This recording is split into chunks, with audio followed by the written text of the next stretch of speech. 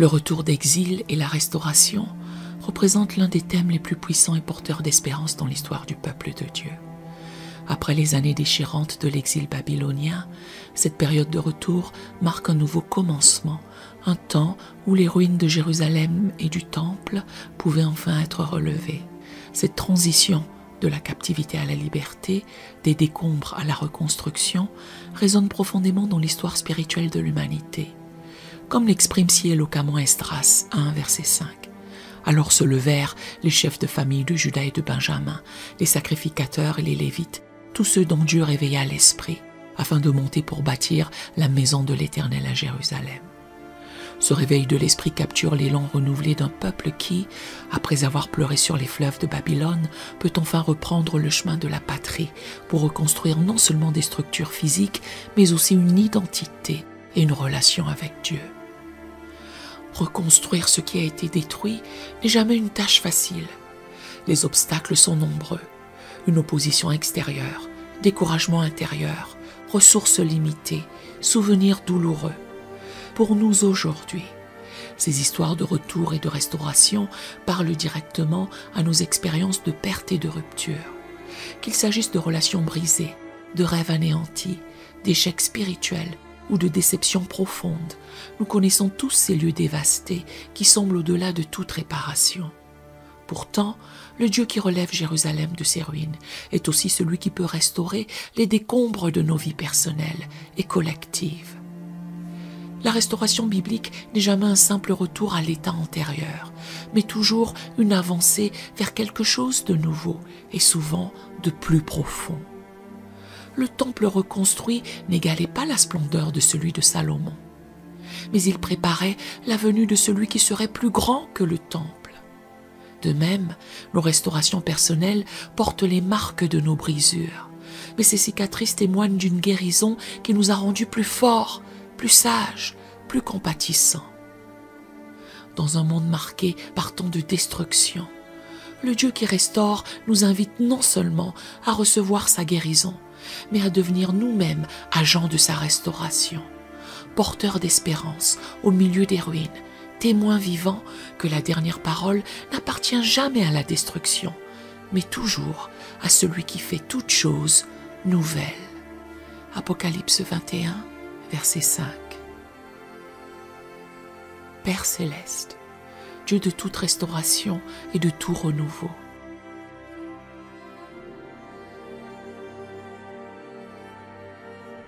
je me présente devant toi en ce jour nouveau, avec un cœur qui aspire à l'œuvre de reconstruction que toi seul peux accomplir.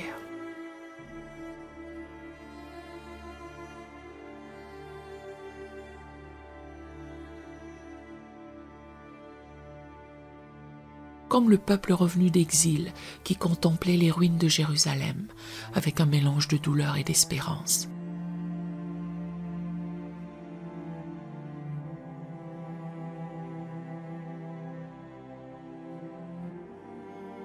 Je regarde les domaines brisés de ma vie et de notre monde avec cette même tension entre le réalisme et la foi.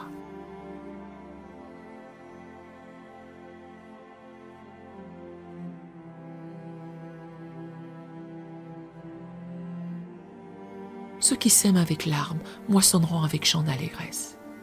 Celui qui marche en pleurant quand il porte la semence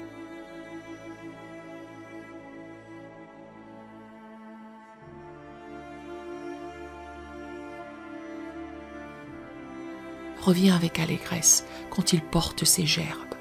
Psaume 126, versets 5 à 6.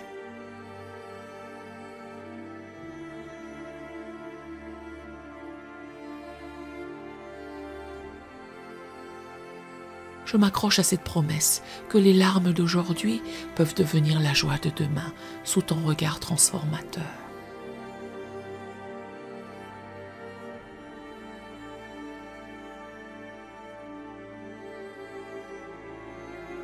Je te remercie, Seigneur, pour cette vérité fondamentale que tu n'abandonnes jamais l'œuvre de tes mains, même quand tout semble en ruine.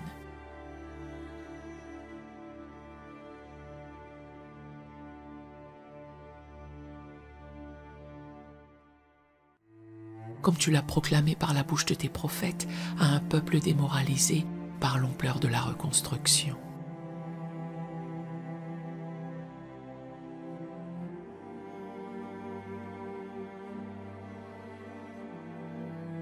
Les dernières gloires de cette maison seront plus grandes que les premières, dit l'Éternel des armées. Agée 2, verset 9.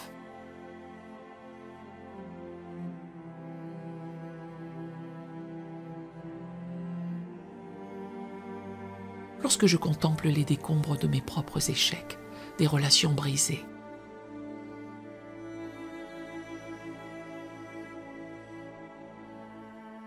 des espoirs déçus ou des projets avortés,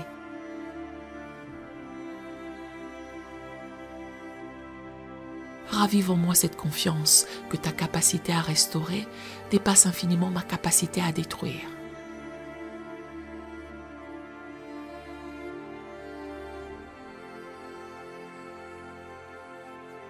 Et que tu peux faire surgir de nouvelles splendeurs là où je ne vois que poussière et cendres.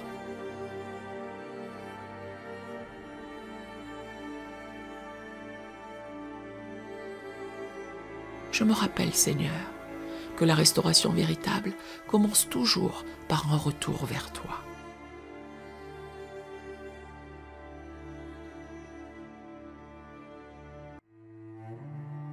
Comme les exilés qui devaient d'abord réorienter leur cœur avant de rebâtir les murs.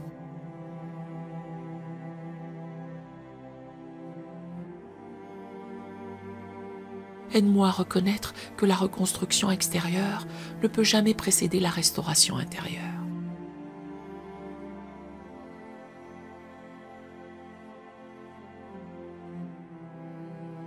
Revenez à moi, dit l'Éternel des armées, et je reviendrai à vous, dit l'Éternel des armées.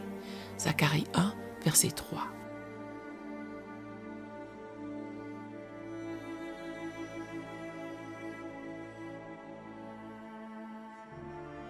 Que cette journée soit marquée par ce retour fondamental vers toi, cette réorientation de mes priorités,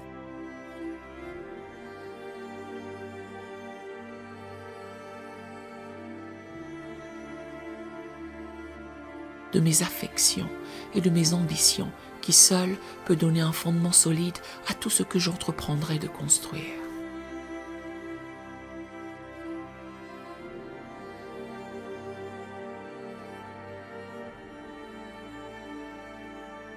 Je reconnais, mon Dieu, que la restauration authentique exige courage et persévérance.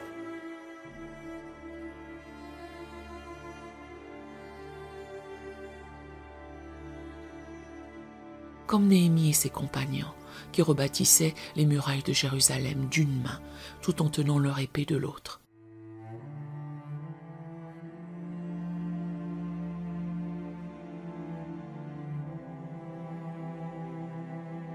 Montre-moi comment allier détermination et vigilance dans l'œuvre de reconstruction à laquelle tu m'appelles.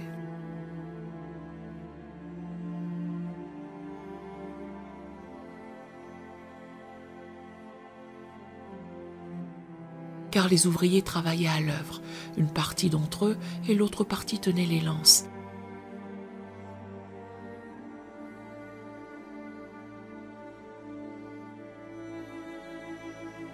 Les boucliers, les arcs et les cuirasses. Néhémie 4, verset 16.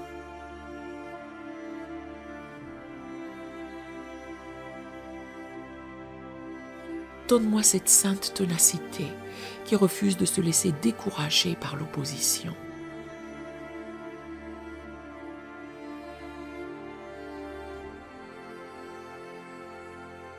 Par l'ampleur de la tâche ou par la lenteur apparente des progrès.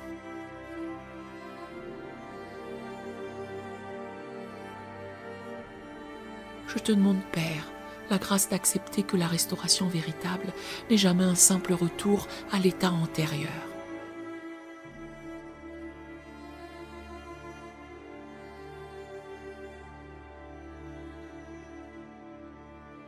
Mais une transformation qui intègre même les cicatrices du passé dans un dessin nouveau et plus glorieux.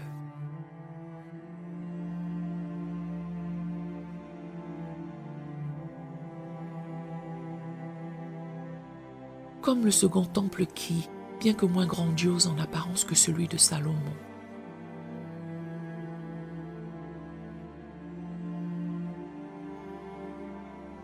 était destiné à une gloire plus grande parce qu'il accueillerait la présence du Messie.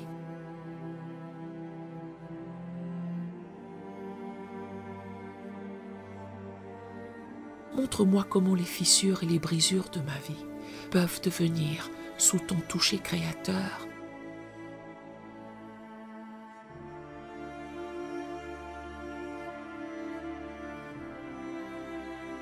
des canaux pour une lumière plus éclatante et une grâce plus abondante.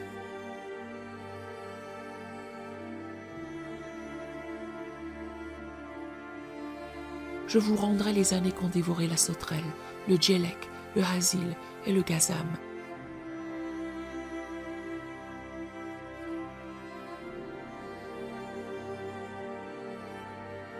Ma grande armée que j'avais envoyée contre vous. Joël 2, verset 25.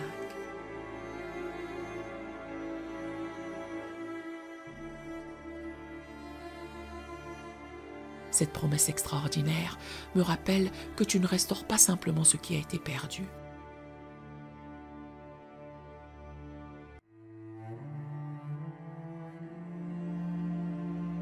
Mais que tu transformes la perte elle-même en gain par ta grâce rédemptrice.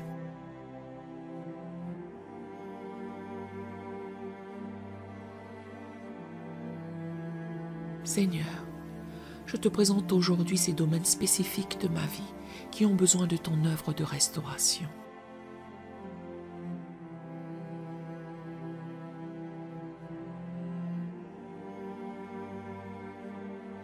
Mentalement, je nomme ces domaines devant toi. Comme les familles revenues d'exil qui se virent attribuer des sections précises de la muraille à reconstruire,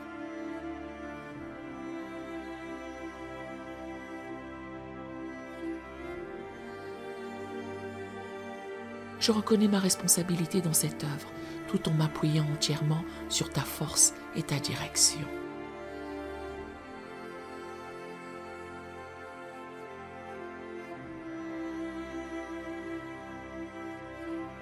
Si l'Éternel ne bâtit la maison, ceux qui la bâtissent travaillent en vain. Psaume 127, verset 1.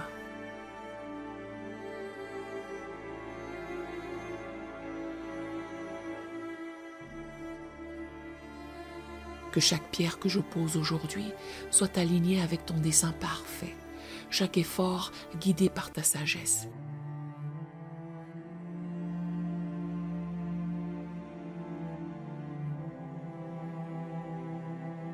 Et chaque progrès attribué à ta grâce.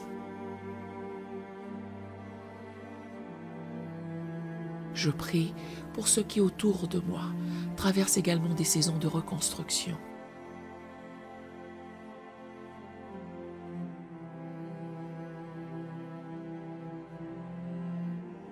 Ces amis dont le mariage se relève d'une trahison, ces proches qui reconstruisent leur vie après un deuil déchirant.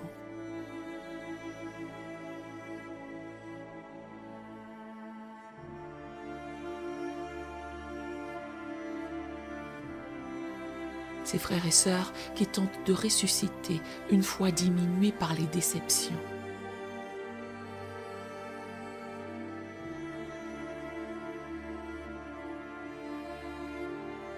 Comme les Israélites revenus d'exil qui s'entraidaient dans l'œuvre immense de la reconstruction.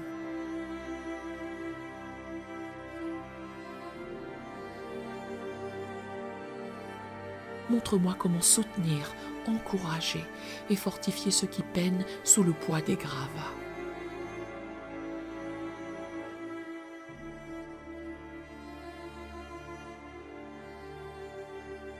Portez les fardeaux les uns des autres et vous accomplirez ainsi la loi de Christ.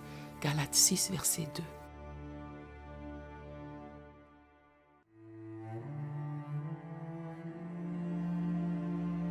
Que je sois aujourd'hui un instrument de ta restauration dans la vie des autres.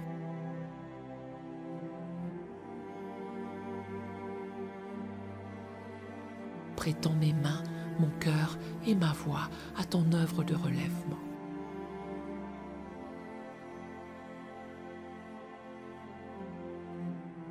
Je me réjouis, Seigneur, que ta promesse de restauration ultime dépasse infiniment nos efforts humains de reconstruction.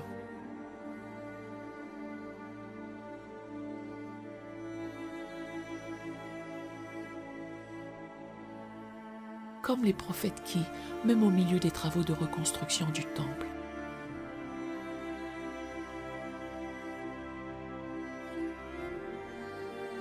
pointaient vers une restauration cosmique bien plus glorieuse,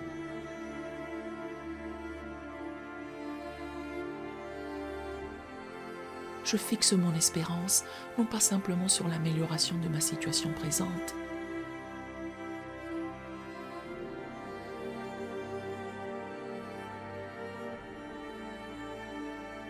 mais sur cette promesse d'une nouvelle création où toute larme sera essuyée,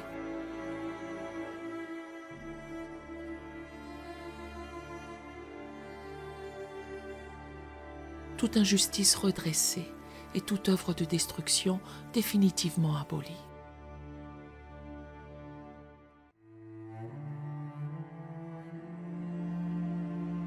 Car voici, je crée de nouveaux cieux et une nouvelle terre. On ne se rappellera plus les choses passées. Elles ne reviendront plus à l'esprit.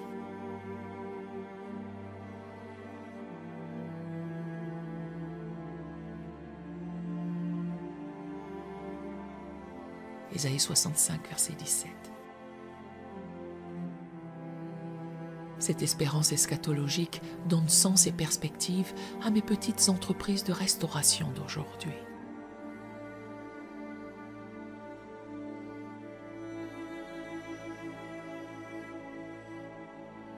Dans le nom puissant de Jésus-Christ, le grand restaurateur qui fait toutes choses nouvelles,